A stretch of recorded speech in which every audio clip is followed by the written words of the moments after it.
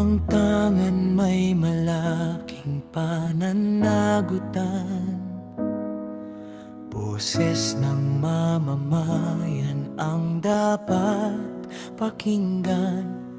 Hindi para sa sarili ang bawat tungkulin, kundi para sa bayang dapat paglingkuran. Ang dangal ay hindi nabibili, ang tiwala'y mahirap nang maibalik. Kapangyarihan, hindi laruan, ito'y panata sa sambayanan. Kapag ginamit sa kabutihan, lalago ang ating kinabukasan. Ngunit kung ito'y aabusuhin, pangarap ng bayan ay magdurusa rin. Marami ang umaasang may pagbabago,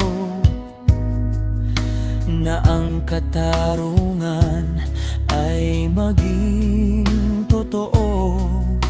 Tapat na puso ang siyang kailangan upang ang bayan ay muling umunlad. Hindi na susukat sa yaman o pangalan, kundi sa tapat na paglilingkod sa bayan. Kapag pagkakaisa ang ating sandigan, mas maliwanag ang bukas ng ating tahanan.